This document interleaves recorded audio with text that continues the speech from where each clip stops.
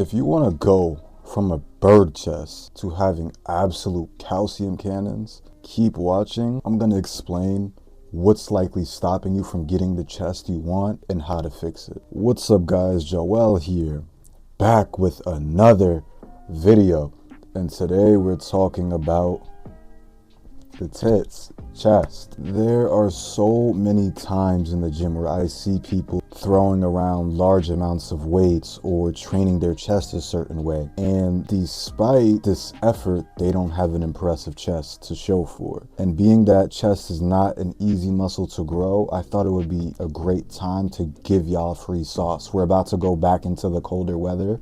I need a lot of y'all to bulk your chest up. So listen up, I'm gonna make it very simple. First things first, this is like a technique flaw that I tend to see with non-serious gym goers. It's that they will use a lot of front delts on their pressing movement. And now your front delt is going to be highly active in all of your chest movements, but most people are overdoing it. When we have our shoulders just protruding forward as a means of getting up the weight because it's too heavy, we actively shift a lot more emphasis from the chest to the shoulder. And a muscle like the chest already being hard to grow, especially when compared to the shoulders, which are one of the easier muscles to grow, this can stunt growth. And a quick cue is on any chest exercise, pin shoulders back. Don't aggressively do it because you will cause problems. Pin it back to create a natural arch, chest proud, press, and keep your shoulders pinned back even when you lock out all the way. This one simple fix will improve a lot of your chest and probably will fix a lot of your recovery issues that you might be running into with shoulders. Now, another thing that I see that irks the fuck out of my soul is too many of you are neglecting incline bench, and you know you're doing it. You're denying it because you suck ass at it. You can't throw up 3 plates on it. You have to go down to 185 and it hurts your ego. Drop that shit, because if all you do is flat, you're gonna have a bird chest the rest of your fucking life. That was aggressive, but there was a lot of truth to what I just said. Your chest is not just the lower fibers. There is a very small portion at the top. Now, while granted it is, like I said, a small portion, it carries a lot of weight in terms of making your chest look imposing and aesthetic.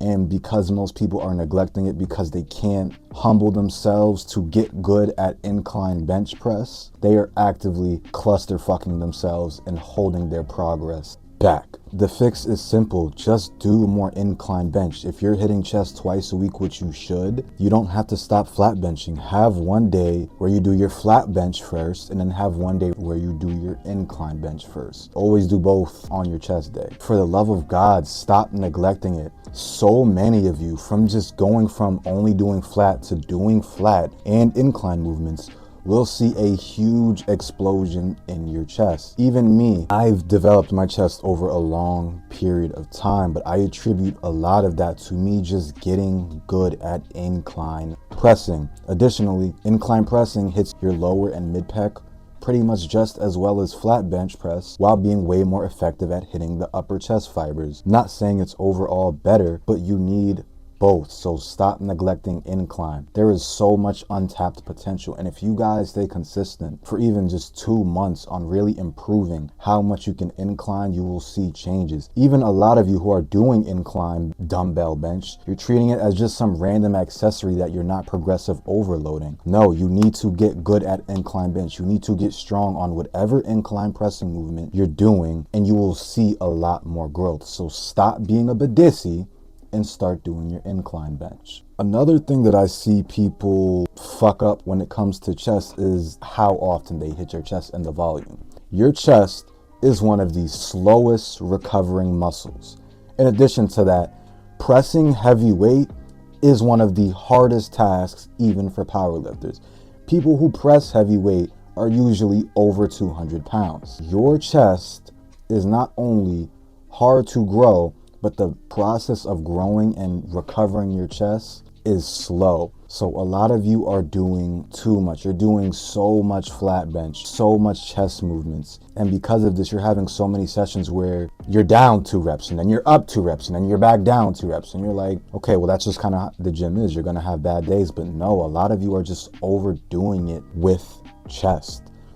A lot of you need to drop your volume down just a bit.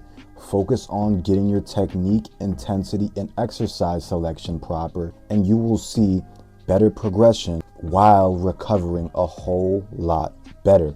Your chest is not one of these muscles where you can just give endless amounts of volume. This is something that you genuinely have to listen to your body on. And I know it's very humbling because we all want to do 1,000 sets of flat bench where we hump the bar as hard as we can and call it a rep. But we can't do that if we're trying to grow our chest. So for a lot of you, anywhere from on the higher end 20 sets of chest a week, for most people, they're not gonna be able to handle that. A lot of you 10 sets of chest per week. 15, maybe a little bit less, but experiment with your volume and just try lowering your volume and increasing your intensity and improving your technique. And I think a lot of you will see the recovery and progression that you've been meaning to see on your chest training.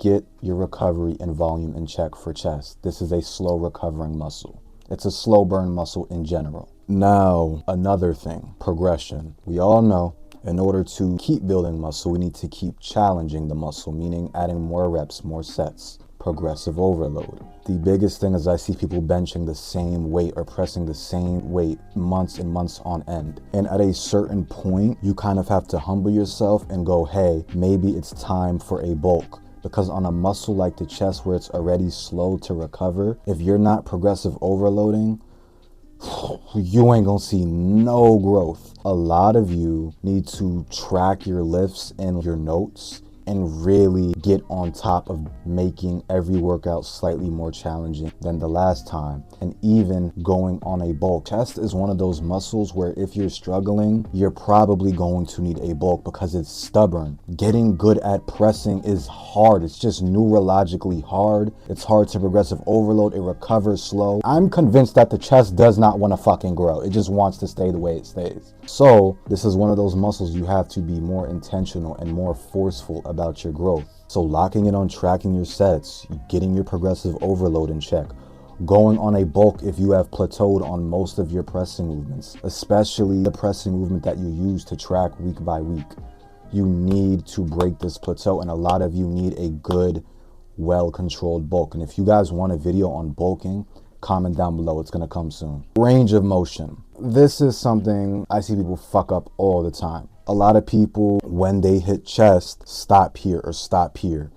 When you're hitting chest, whether it be dumbbell or barbell, if you're hitting chest with a barbell bench press, the bar needs to touch your chest. If you're hitting it with dumbbell bench press, the dumbbells need to touch your shoulder/chest. The chest is most active off of the chest, off of this lowest portion of range of motion. And a lot of you are skimping out on that by stopping here, instead of going here. And a lot of you are doing that because you want to push heavy weight and you want to stroke this little fucking ego you have, but you don't have anything to stroke. You don't have a chest to show for it yet. You can do that after you've built up an impressive pair of calcium cannons. Please utilize full range of motion. Your chest is also a muscle that responds very well to a well-executed stretch. And when I say a well-executed stretch, I don't mean doing this and holding it for 30 seconds, just going through the full range of motion, especially because your chest is most active